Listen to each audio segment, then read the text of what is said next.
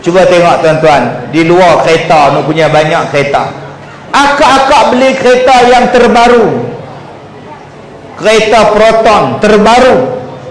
Contoh dia, cakap saja, "Hai Proton, hot."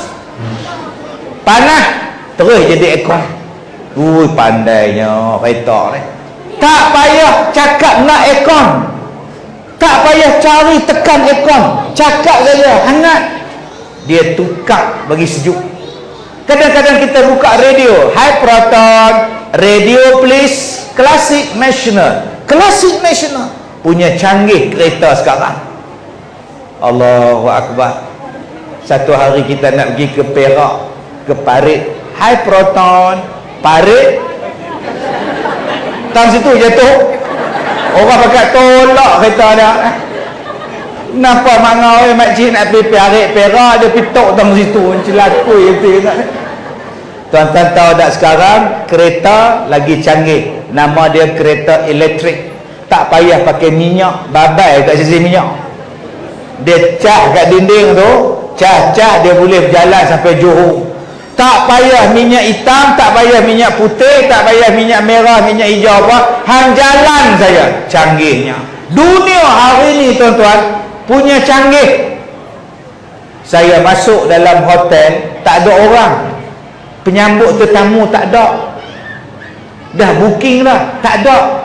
Kita pun telefon, kunci bilik encik ada dalam loker nombor 16. Loker 16. Dia suruh kita ambil sendiri, tekan, bagi password, keluar. Malas sungguh hotel ni. Bila saya nak jalan, lampu dia gelap. Bila saya langkah, lampu menyala. Hantu apa hotel ni. Bila saya nak naik lift, gelap. Bila saya masuk, cerah.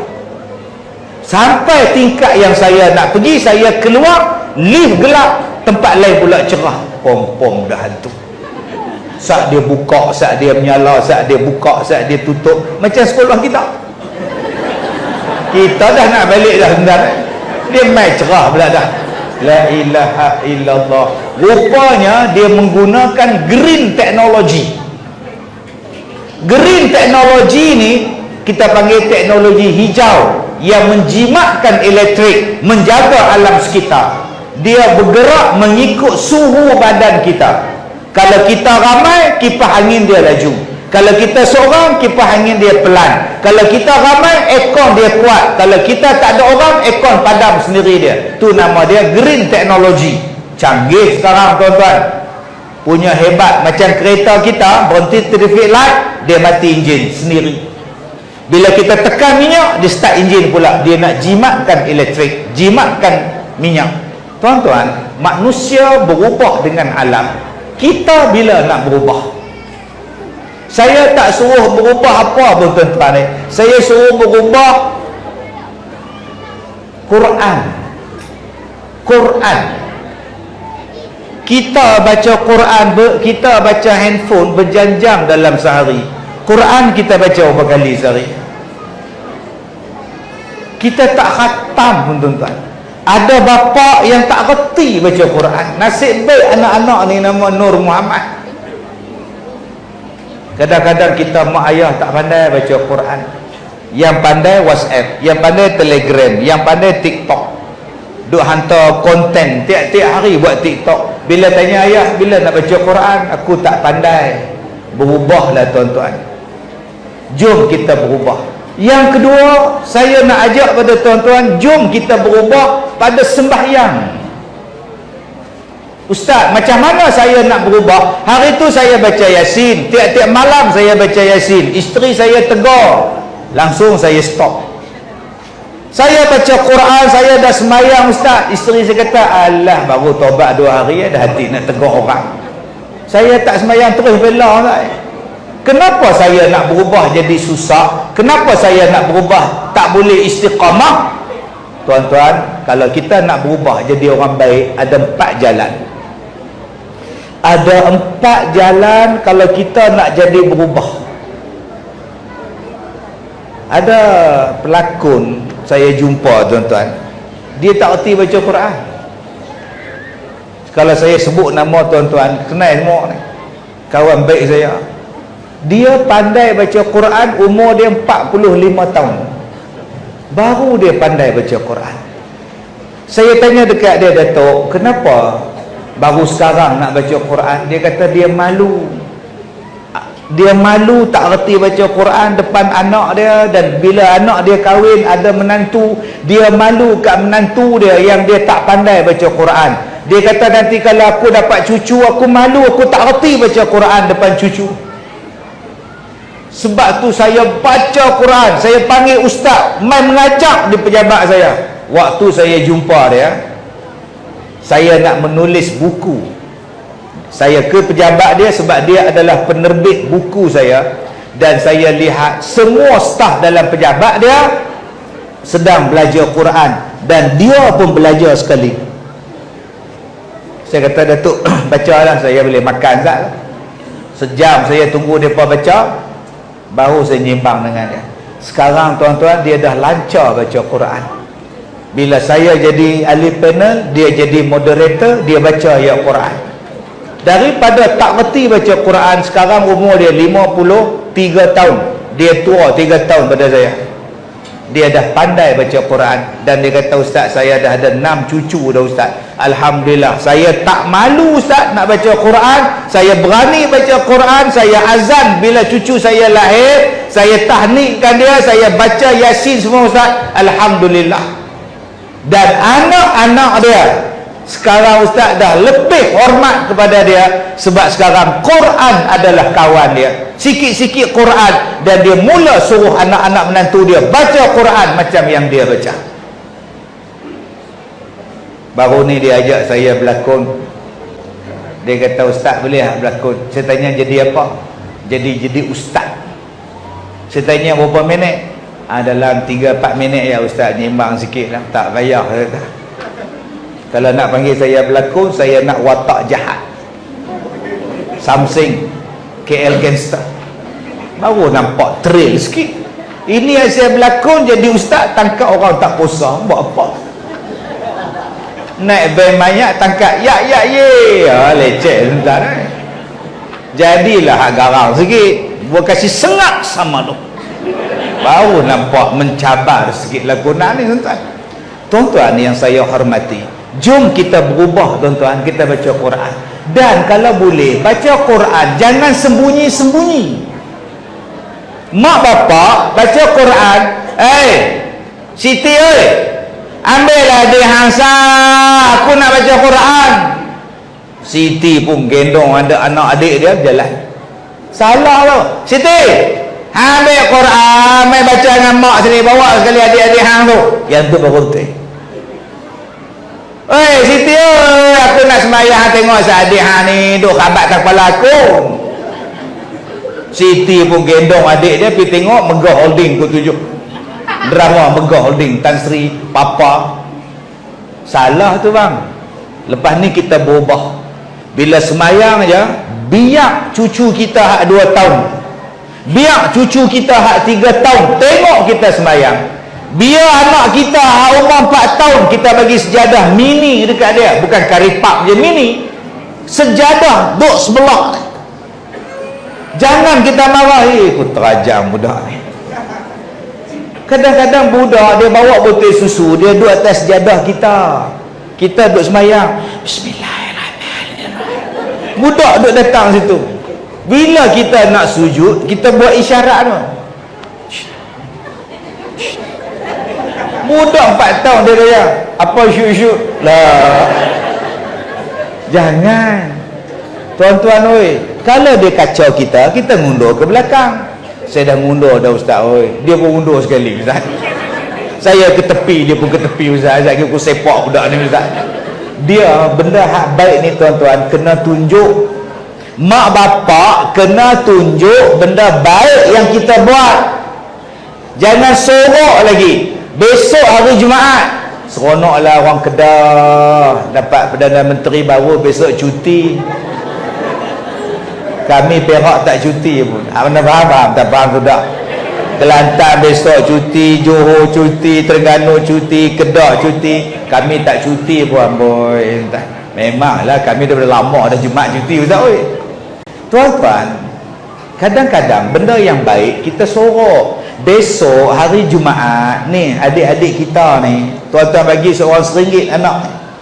Nah, ambil seorang RM1 anak-anak ayah, sat lagi boh dalam tabung Jumaat. Bagi seorang RM1 setiap hari Jumaat. Anak kita ada 4 orang, bagi seorang RM1 boh dalam tabung, 3 boh dalam tabung, seorang tak bubuh. Hak abang dia tak bubuh tak. Nampak abang dia cilok tak. Bubuh dalam tabung, biar kita ajar dia. Minggu depan dia tanya, ayah RM1 tabung masjid. Kadang-kadang kita buat baik, kita sorok. Bila sorok, anak tak tahu apa contoh yang terbaik. Bila kita diam, kita tak tahu apa dia anak yang terbaik untuk kita, tunjuk pada dia. Lepas ni tuan-tuan, zikir ke, baca Quran ke, sedekah ke, buat baik dengan mak bapak ke, tunjuk depan anak-anak supaya anak-anak kita ni ikut. Kenapa saya cakap macam itu? Cuba tuan-tuan tengok, ada 2 puak sebelah saya ni. Satu puak Arab Saudi, satu puak Argentina tuan-tuan. Yang ni puak-puak Dayah. Adik baju biru adik. Dayah apa? Dia 2. Yang ni apa? Ni PKR ke apa? Ni dah belak ni. Yang ni biru gelap sikit. Ha, Dayah apa? Dia 1. Oh, siap dengan tangau 1. Z. Dia 3. Dia 3 no? 4 no? 3 5. Ha, nampak ni tuan-tuan. Ni lain sikit. Ni puak-puak Argentina ni tuan ni. Lionel Messi semua ni. Sergio Aguero semua ni. Apa beza dia? Yang ni sekolah rendah, yang ni sekolah menengah. Yang sekolah rendah ni tuan-tuan, besok naik motor, 2 kat belakang, 1 olahraga. Anak-anak ikut dah sekolah rendah? Ikut.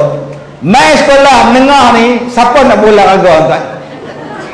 Dia besar pada pak dia. Suara pun garau pada ayah dia lebih. Kak apa? Lewat hari rumah dia. Yang ni, mereka pergi masjid besok, mereka ikut geng. Mereka pergi masjid besok, mereka pergi dengan geng mereka.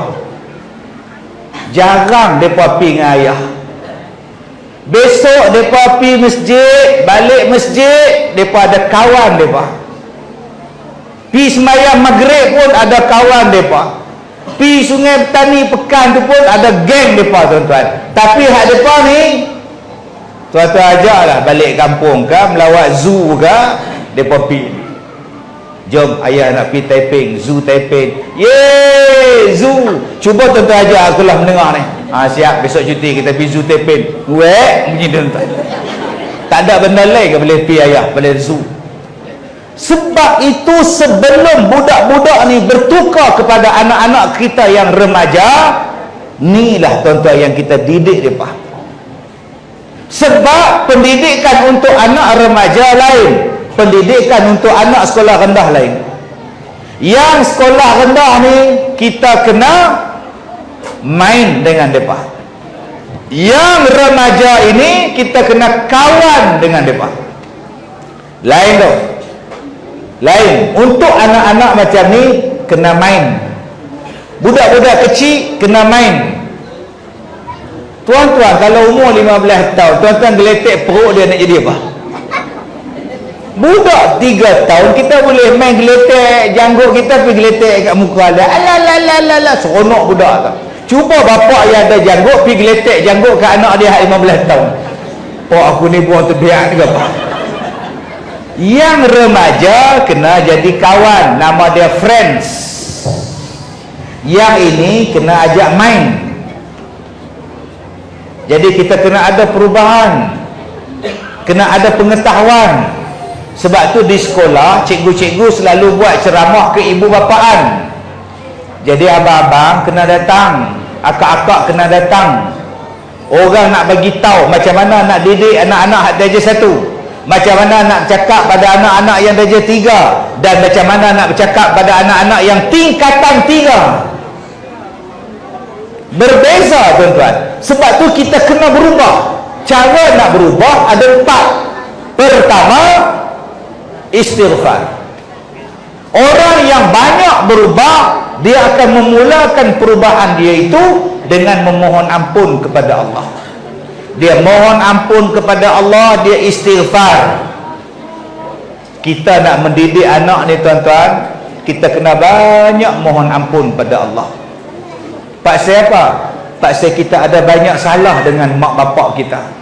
Dengan sebab kita ada salah dengan mak bapak kita, anak-anak ini akan mengulangi balik kepada kita apa yang pernah kita buat kepada mak bapak kita. Anak-anak ini akan buat kepada kita. Sebab itu mintalah ampun tuan-tuan pada Allah. Ada orang yang menikah tak minta restu mak bapak. Ada orang yang kahwin lari. Ada orang yang kahwin dengan bukan pilihan mak bapak. Ada orang yang kahwin menyakitkan hati mak bapak. Tuan-tuan ingat bahagia ke? Saya takut tuan-tuan. Orang datang jumpa saya tiap-tiap hari. Tiap-tiap hari tuan-tuan ni. Tadi saya pergi sembahyang maghrib dekat tol simpang Sungai Petani. Tol Sungai Petani. Saya pergi sembahyang jaga tu nama apa. Ada walkie-talkie jaga. Ustaz kahwin Ilyas. Dia ambil gambar ya, gambar boleh lah mai gini ambil gambar. Siap nak peluk saya YB tak jadi. Saya tengok dia tuan-tuan, dia boleh sebut YB tak jadi dia. Astagfirullahaladzim. Tak pada dengan sengau orang perli aku. Ada kat tu budak tuan. La ilaha illallah subhanallah. Macam-macam manusia ni tuan-tuan. Saya, orang jumpa saya tak tahu tuan-tuan. Dalam hari ni saya yang ambil gambar dengan saya kira-kira ada 100 orang. 100 orang ambil gambar saya. Saya singgah sembahyang di Sungai Perak tadi 50 orang. Saya kata minta maaf kak, saya lambat nak pergi Sungai Petani ni. Sat tuan-tuan. Satu bah 50 orang. Allahu Akbar. Yang datang jumpa dengan masalah apa ramai. Suami bergaduh dengan isteri banyak tuan. Saya takkan dengar cakap isteri seorang. Suami makcik, suami makcik, suami makcik. Saya tak mau dengar. Mana dia suami makcik, saya tak tengok. Saya tak mau dengar kak seorang, tak adil dia cakap. Mereka tak tahan Ustaz. Dia buat apa? Dia pukul daripada awal nikah telah dia pukul, nampak mata lembab macam pandai lah. Itu tak tahan. Tak tahan lah. Kalau tak tahan pergi minta cerai. Kau tak mau cerai, kalau gitu sabarlah kau Kau tak sabar Ustaz Kalau tak sabar minta lah cerai. Kau tak mau cerai Ustaz. Sakit aku hilang sabar, aku terajak macam ni. Dia tak kira sabar dia. Sabar kita dia tak kira. Soalan yang saya tanya pertama, masa kahwin dulu ada tak redha mak bapak? Lelaki dia, isteri dia, saya akan tanya, masa kahwin dulu mak bapak redha tak? Soalan pertama. Soalan kedua saya tanya, subuh sembahyang tak? Saya tak tanya hal lain lah. Yang saya tanya, subuh sembahyang tak? Isteri jawab, tak. Saya tak tanya kak, saya tanya abang. Biar abang jawab. Tak sembahyang. Sabarlah kak. Saya nak tanya suami. Cakap lah sembahyang tak? Oi, garangnya makna. Oi. Dalam hati saya kata, kalau aku dapat aku pun cerai hang lemah. Marah garang gila, patut anak dia duk garang. Anak di sekolah duk maki cikgu, rupanya mak dia maki laki dia di rumah. Tuan-tuan, nombor satu saya tanya, masa kahwin hari tu mak suka? Mak tak suka. Kahwin di mana? Kahwin di Sungai Petani. Tapi mak tak kenal. Betul? Buat macam mana? Love is blind. Saya menikah juga. Abang, lepas abang kahwin, abang macam mana layan mak mertua? Dia pun dengan saya, dia pun tak apa berkenan, bapak saya layan dia. Nyampah dia pun tak apa redha dengan kami. Itulah punca nombor satu. Pak siapa rumah tangga abang tak bahagia? Pak siapa anak-anak abang tak membahagiakan abang? Pak saya abang tak minta redha daripada mak bapak. Walaupun kata-kata ini kita katalah dia bukan hadis lah apalah, tapi dia kata-kata yang baik. Redallah fil redal walidain. Keredaan Allah pada keredaan mak bapak. Mintalah tuan-tuan yang mana belum kahwin, nak kahwin, adik oi, bagi minta mak setuju dulu. Ni duk elok Sungai Petani ni. Kuala Lumpur esok. Kuala Lumpur sebulan buat balik Pak Ur. Mak tu kalau boleh cik nak nikah tu. Mak dia panjang tengkok mana tak nampak.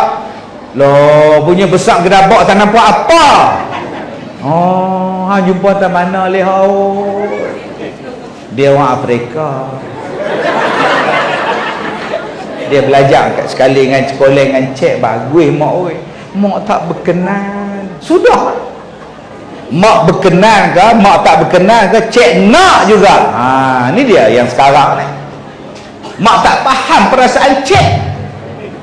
Dah, Nabi kata dah.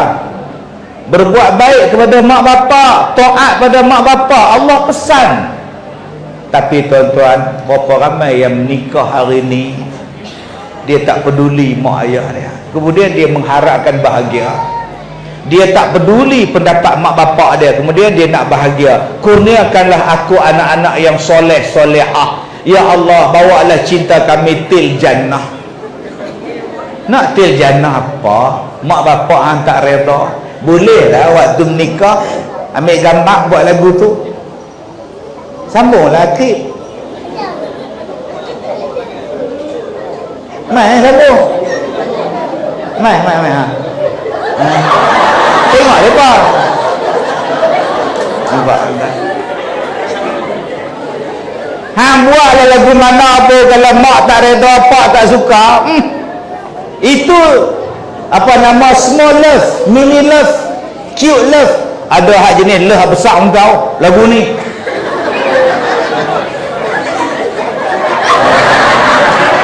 Astagfirullahaladzim. Jadi kalau saya dah kahwin ustaz, tapi mak bapak saya tak reda, macam mana nak buat ustaz? Pergi jumpa, minta maaf.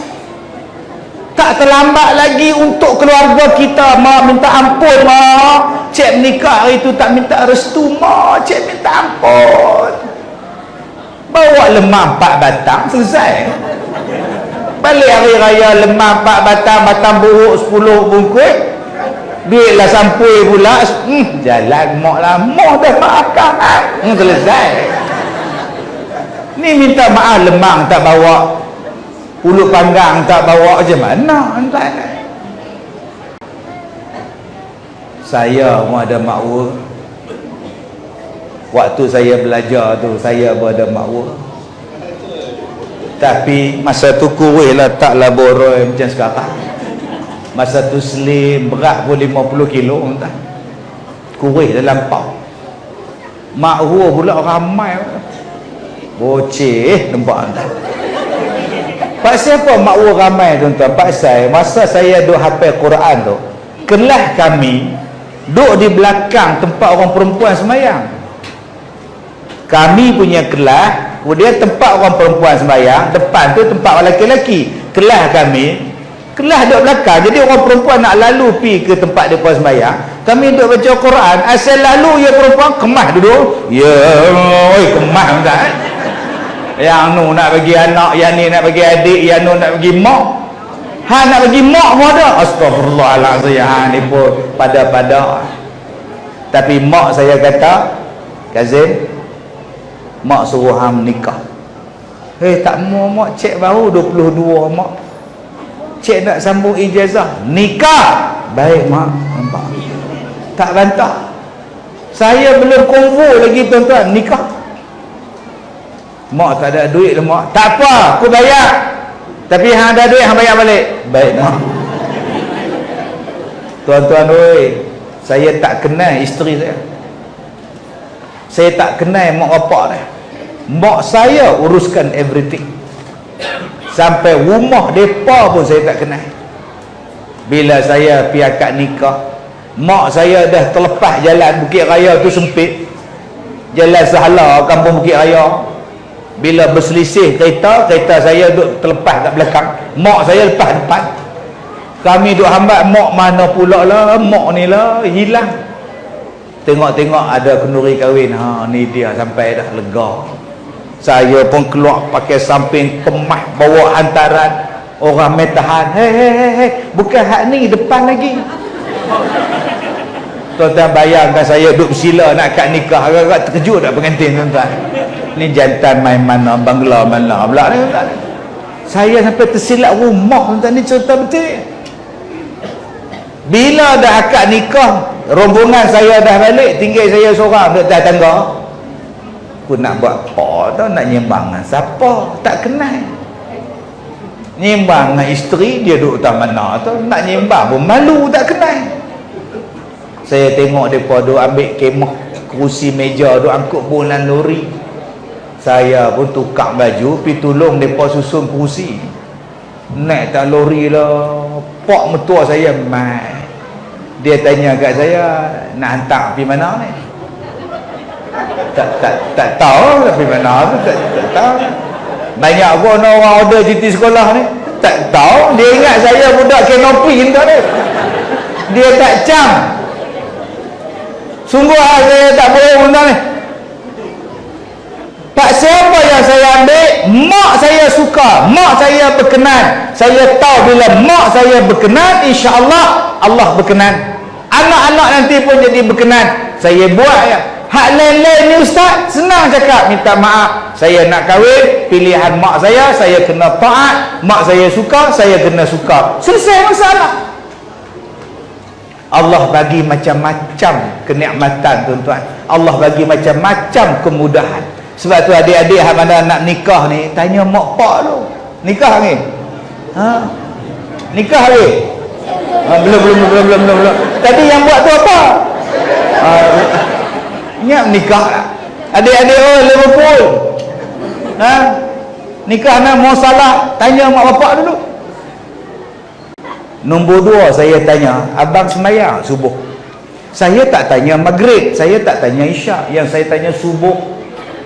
Sebab tu kalau kita nak bawa perubahan dalam keluarga kita, istighfar, taubat banyak-banyak. Jom kita penuhkan subuh. Ni adik-adik kita ni paling senang ajak pergi semayang subuh. Abang-abang, jom kita semayang subuh berjamaah.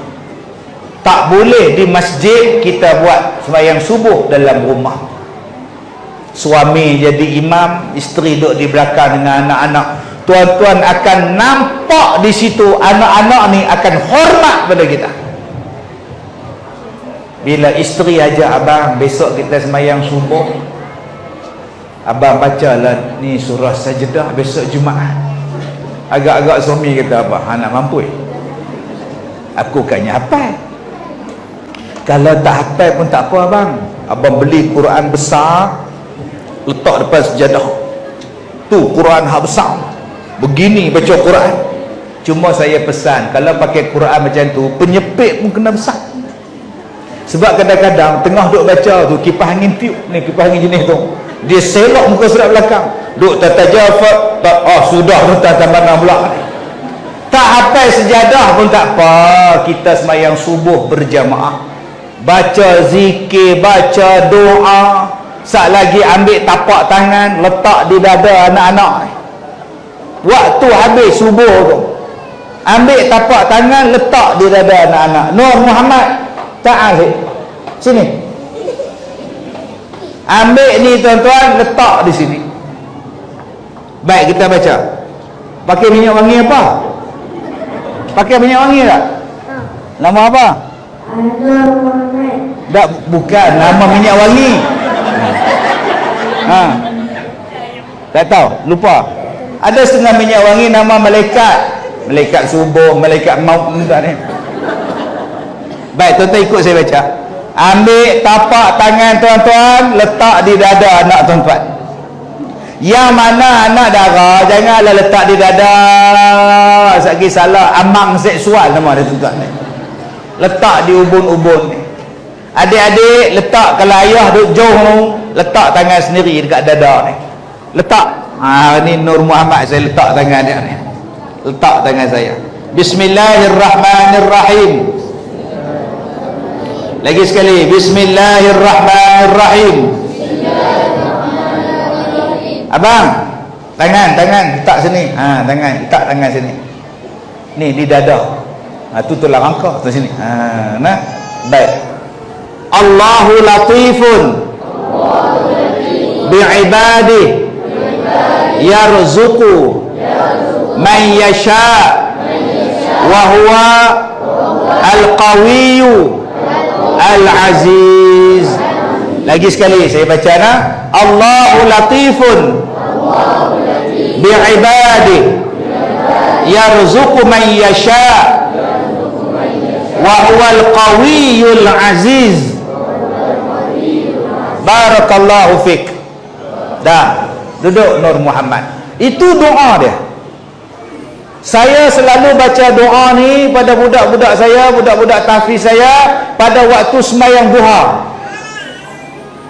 Cikgu-cikgu di sekolah ni, kalau ada anak-anak kita yang bermasalah, jangan marah, jangan cubit, jangan pukul, jangan apa, bawa depan pergi sembahyang di surau. Kita untung guru besar kita ustaz. Di sekolah saya sembahyang duha tu sunat, tapi saya pastikan budak-budak saya sembahyang duha. Bukan kata budak-budak kecil, budak-budak tua pun saya suruh sembahyang duha. Sebab sembahyang duha ni tuan-tuan melembutkan hati. Dan bila mereka habis sembahyang duha, suruh mereka letak tangan di sini, baca daripada surah Asy-Syura ayat 19. Surah apa? Asy-Syura ayat 19. Allahu latifun bi'ibadihi yarzuqu man yasha' wa huwal qawiyyul aziz. Ni adik kita menangis daripada pakai baju, buka baju panas. Tiap hari letak di ubun-ubun. Allahu latifun bi'ibadihi yarzuqu man yasha' wa huwal qawiyyul aziz. Allah, engkaulah yang melembutkan hati hamba-hamba engkau ya Allah. Jadi nombor satu, kalau kita nak buat perubahan dalam keluarga kita, nombor satu kita taubat. Yang mana duk tikam nombor, yang mana duk buat benda yang tak betul, stop. Sebab apa yang kita buat benda tak betul, dia mempengaruhi anak-anak kita. Anak-anak kita ni akan dipengaruhi. Kadang-kadang kita makan benda yang haram, dia mempengaruhi jiwa anak-anak. Cuba kita tengok ustaz, abang, pak siapa anak kita degil bang, dia marah kita, tak hormat kita, pak siapa abang, jangan marah dia pun lagi. Cuba cek, ada tak kita menipu, ada tak kita makan benda haram, ada tak kita sumbat pada anak-anak kita makanan syubhah, ada tak benda yang tak elok yang kita buat. Benda itulah yang menjadikan anak-anak kita bermasalah. Nombor satu, tolong taubat. Tolong taubat. Nombor dua, selawat. Bagaimana nak menjadikan perubahan dalam keluarga kita, dalam diri kita berkekalan? Selawat. Banyakkan selawat. Saya waktu saya sakit dulu tuan-tuan, lah pun sakit juga, tapi sihat lah. Semalam saya ceramah di Bagan Serai. Ada satu orang tu, bila saya nak naik masjid, dia tegur saya, "Loh ustaz, sihat dah?" "Sihat dah." "Tak sihat tak mai." "Pasal apa tak bertanding?" "Pasal apa?" "Dah sihat." Tak mau, pening kepala saya. Saya bila ustaz hari tu naik kursi roda, saya menangis hong. Oi, habis tu, "Loh sihat dah?" "Sihat dah, alhamdulillah." Tuan-tuan tahu tak, waktu saya sakit hari tu 600 orang mendaftarkan diri untuk merawat saya. 600 orang. Di Kedah ni Tok Singa mai. Kalau hak tempat lain, Tok Rimau, Tok Gajah, semua mai tak. Segala tok mai. Ada satu orang perempuan, Dia mai rumah, dia kata, ustaz, saya berselawat sebulan 1 juta. 1 juta apa? 1 juta kali. Bapak, saya kata, orang Perak ni kalau benda hebat dia sebut bapak, dia tak sebut mak, jarang. Dia sebut bapak. 1 juta sebulan. Subhanallah, banyaknya. Betul ke kak ni? Dia kata dia selawat macam tu banyak-banyak supaya dia dapat jumpa dengan Nabi sallallahu alaihi wasallam. Dia nak mimpi jumpa Nabi sallallahu alaihi wasallam. Sebab tu dia kata, ustaz, selawat tak habis-habis. Tu kak buat apa? Dia kata sambil buat kerja, selawat sambil masak, sambil buat, sambil selawat, ustaz. Tuan-tuan, saya suka bila adik-adik kita tadi ni selawat. Kerana apa? Kerana mendatangkan kecintaan daripada para malaikat kepada kita. Bayangkan di sekolah, tuan-tuan, anak-anak kita sebelum mula kelas, okey adik-adik, kita selawat sallallahu ala Muhammad. Tuan-tuan nampak tak tadi? Bila gelap je, blackout, tak payah suruh pun anak-anak ni selawat. Saya tak suruh mereka selawat. Bila mereka selawat, saya dengar. Bila mereka selawat, saya dengar. Lalas, saya kata, mari kita selawat sekali. Wah, tuan-tuan, orang yang berselawat ini menjadikan lembut jiwa dia. Orang yang berselawat banyak ni, tuan-tuan, mengingatkan dia kepada Nabi. Dan orang yang banyak berselawat ni, tuan-tuan, malaikat pun selawat untuk dia. Sebab tu penyakit saya ni pelik, tuan-tuan. Penyakit saya ni pelik. 15 doktor pakar rawat saya. Saya masuk hospital, saya masuk segala prosedur hospital saya buat. Termasuklah mengambil daging daripada paha saya. Ambil kulit saya, ambil daging ni adik, ambil daging hidup-hidup. Dia kata, Datuk, kita akan ambil spesimen Datuk, kita mau cek apa penyakit lah. Boleh. Tapi bius tak, doktor? Kita akan bius lah, kita akan statik bius di sini ya. Jadi kita waktu kita ambil tak sakit lah. Baik. Dia pun cocok. Dia pun ambil jarum, dia sakit. Oh, maknanya bius belum jalan lah. Baik. Lama sikit dia cocok lagi, sakit. Dah tak sakit dah. Okey, sekarang bius sudah jalan, kita boleh ambil sampel lah. Dia ambil, tuan-tuan, dia cocok, dia tarik daging. Oh no. Oh, sakit, doktor, sakit. Tadi you cakap tak ada sakit, tadi tak sakit, sekarang sudah sakit. Teringat lagu TikTok, siapakah yang salah? Ku tak tahu. Ubat bius pun tak jalan, tuan-tuan. Allah, dia jahit saya mentah-mentah gini, jahit ngak, tuan-tuan. Oh, sik baik nurse tu muda, saya tengok dia. Kalau nurse ni jantan, aku terajar dah doktor ni, tuan-tuan. Pasik baik nurse tu perempuan. Apa saja prosedur doktor, saya ikut. Sampailah satu malam, dah macam-macam berubat. Sakit saya macam mana? Ni dia, tuan-tuan tengok ni. Ni kulit saya ni. Ni contoh kulit. Ni contoh, adik-adik nampak tak? Tuan-tuan pun nampak jadi hitam kulit saya ni. Dulu muka saya bukan macam ni. Muka saya flawless dulu ni. Sekarang less, tak ada flaw, tuan-tuan ni. Tuan-tuan, dia mari berdarah, kok suka. Dia mari berdarah, meleleh, tengah-tengah ceramah, meleleh darah. Tu yang saya ceramah pakai topeng, kecoh satu Malaysia. Maka apa yang saya buat? Selawat. Satu malam saya mimpi yang saya tak mau sebut di sini. Sebab kalau saya ingat mimpi itu, saya menangis 2-3 jam menangis. Saya tak mau sebut. Pi berubat di Madinah.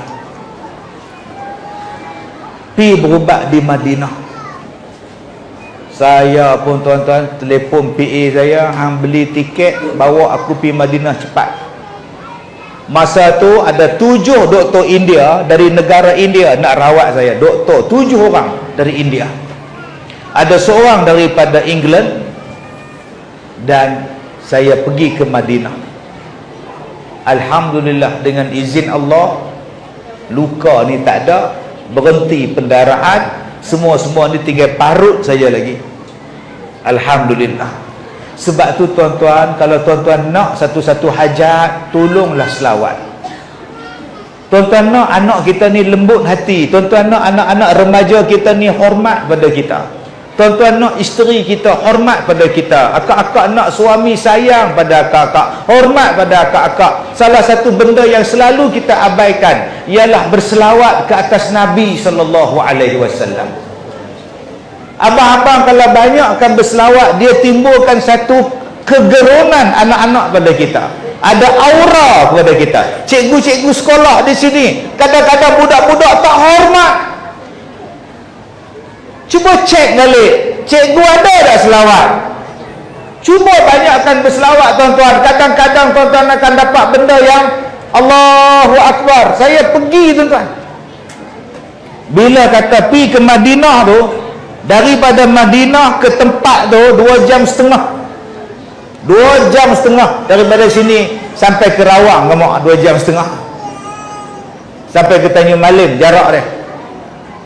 Bila saya ambil air dia, saya minum, subhanallah, sejuknya airnya. Padahal di luar sana cuaca hampir 50 darjah Celsius, panas entah.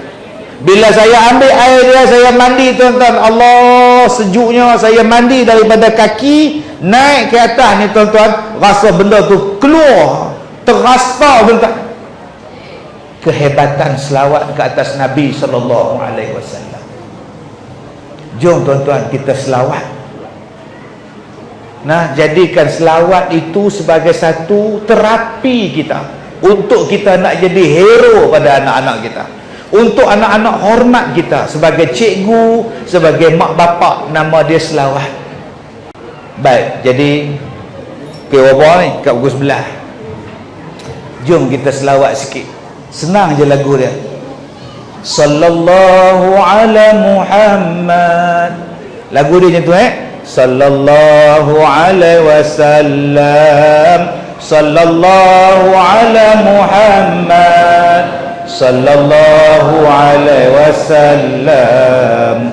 Mari berselawat ke atas Nabi, berselawat ke atas Rasul. Mari berselawat ke atas Nabi, berselawat ke atas Rasul. Sallallahu ala Muhammad. Sallallahu alaihi wasallam.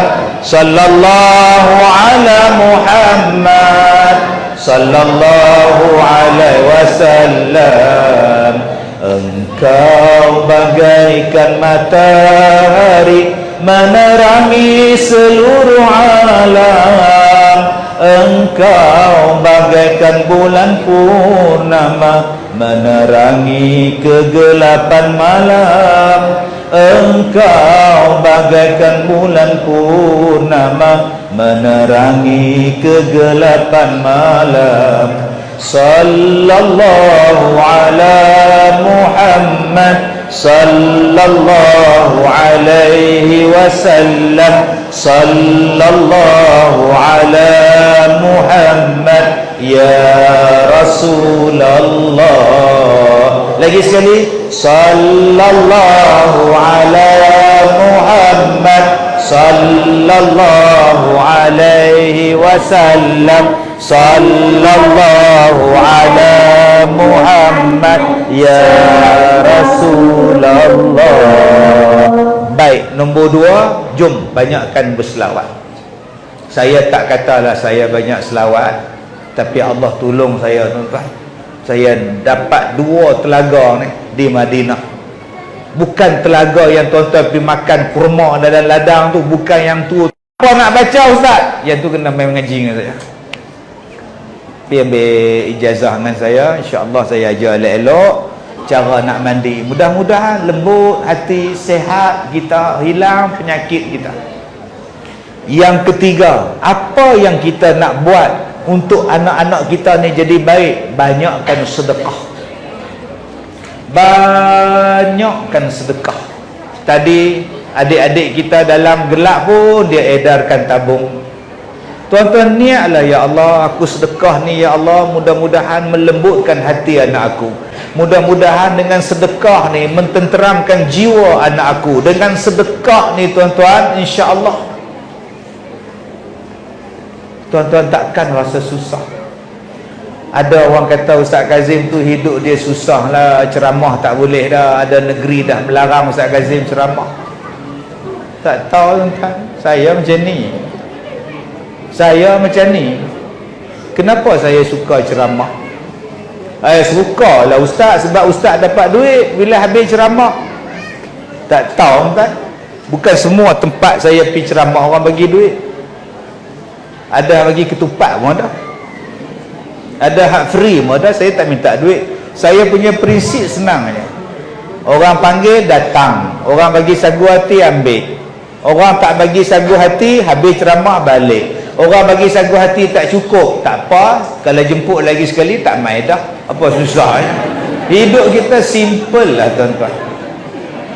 Tapi saya suka sebab dia menghilangkan masalah. Ceramah ni bila saya mengajak orang, masalah saya hilang tuan-tuan. Bila saya jumpa tuan-tuan, jumpa anak-anak, jumpa adik-adik, hilang masalah saya. Saya tak ingat masalah saya, sakit saya apa pun tak ada. Seronok betul berada dalam majlis ilmu. Bila saya baca dalam kitab, bila saya baca dalam hadis, rupa-rupanya majlis ilmu ini malaikat datang menaungi kita. Patut kita rasa seronok.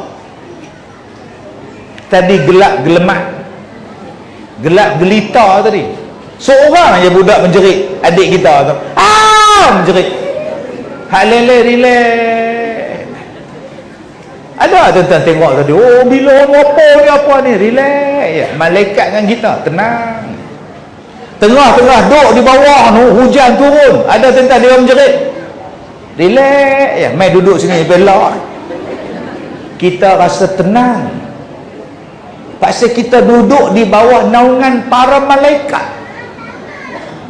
Dan bila saya dapat mikrofon, dia merupakan ubat pada saya. Dia rasa ubat. Ada orang tanya, Ustaz, mikrofon tu kena rebus ke? Boleh lah. Rebus dulu, minum air dia, jadi ubat. Terbakar lah mikrofon tu. Bukan, maksud saya bila saya pegang mikrofon, dia menyembuhkan penyakit saya. Yang kedua, kenapa saya suka berceramah? Sebab saya boleh bersedekah. Bila ustaz tadi bagi tahu, tuan-tuan, nanti kita akan edarkan tabung untuk PIBG. Saya dah pesan dekat PA saya, sediakan duit. Bila blackout tadi, PA saya naik atas, Ustaz, bila nak bagi duit ni? Saya kata, kat kereta. Takkan guru besar tak hantar kat kereta.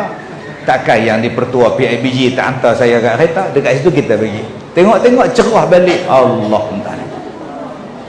Jadi untuk tabung PIBG malam ni, saya sedekah juga lah. Saya pun nak derma lah. Saya bagi banyak RM1,000 untuk tuan-tuan buat program anak-anak, supaya anak saya pun dapat kebaikan, cucu saya pun dapat kebaikan. Saya niat tiap-tiap kali saya sedekah tuan-tuan, ya Allah, bagilah anak aku jadi baik ya Allah. Sebab saya ni jarang duduk di rumah. Siapa yang boleh jaga anak saya? Siapa yang boleh perhati anak saya? Saya sak-sak sana, sak-sak sini, sak-sak sana, mana nak ada di rumah? Saya mohon pada Allah, kau tolonglah jaga keluarga aku ya Allah. Dengan apa? Dengan sedekah tu tuan-tuan. Minggu lepas polis datang jumpa saya, polis. Dia kata, Datuk minta izin nak ambil rakaman CCTV. Saya tanya, pasal apa? Jiran Datuk pencuri masuk. Jadi kami nak tengok CCTV depan rumah Datuk tu, kok depa lalu muna mandi. Saya kata boleh, pergi jumpa PA saya, pergi proses. Tuan-tuan, kita duk tinggal anak-anak, kita duk tinggal kereta di luar tu. Tuan-tuan minta siapa jaga kereta? Kita dengar ceramah di sini, kereta di sana, orang pecah cermin. Yang jaganya ialah Allah. Bagaimana tuan-tuan nak supaya Allah jaga tuan-tuan? Salah satunya ialah banyakkan bersedekah. Dan yang terakhir tuan-tuan, bagaimana kita nak bentuk keluarga kita jadi baik, berubah jadi elok? Sembahyanglah di awal waktu. Jom sembahyang di awal waktu. Jangan lengahkan solat, jangan tangguhkan sembahyang. Cuba tuan-tuan buat dalam seminggu ni sembahyang on time. 1-3 minit masuk zuhur sembahyang, 7-1 minit masuk maghrib sembahyang. Cuba tuan-tuan tengok apa perubahan pada anak-anak ni. Tutup televisyen, tutup main handphone ke apakah, sebelum orang azan kita dah ambil wuduk, orang azan habisnya kita sembahyang sunat, tuan-tuan sembahyang. Cuba tuan-tuan tengok perubahan apa untuk anak-anak. Saya bagi tempoh seminggu Dan sebelum anak-anak kita balik sekolah, biar dia sembahyang di surau sekolah berjemaah, ustaz jadi imam. Cuba tuan-tuan tengok apa kesan budak-budak ni bila sembahyang di awal waktu, bukan di akhir waktu. Dia mesti ada kesan yang sangat besar tuan-tuan. Saya minta tuan-tuan buat tempoh seminggu percubaan. Tiap-tiap kali solat awal waktu, dia akan membawa perubahan yang sangat baik. Lagi sekali tuan-tuan, Allahumma hawalaina wala alaina. Itu doa untuk minta hujan berhenti, insya-Allah. Minta hujan pergi tempat lain, tak kena pada kita. Lagi sekali, Allahumma hawalaina wala alaina. Nombor 2, letak di dada, Allahu latifun bi'ibadih yarzuqu man yasha wa huwal qawiyyul aziz. Baik, dua benda ni hak saya cakap alih tuan-tuan anggap merapu tak apalah, tapi dua benda ni bukan merapu. Cubalah buat, insya-Allah. Mudah-mudahan Allah berikan kebaikan pada kita semua. Terima kasih pada Ustaz Tuan Guru Besar, terima kasih pada Tuan PPD atas sokongan beliau. Terima kasih pada ibu bapa yang hadir malam ni. Kita jumpa lagi insya-Allah. Wabillahi taufiq wal hidayah. Assalamualaikum warahmatullahi wabarakatuh.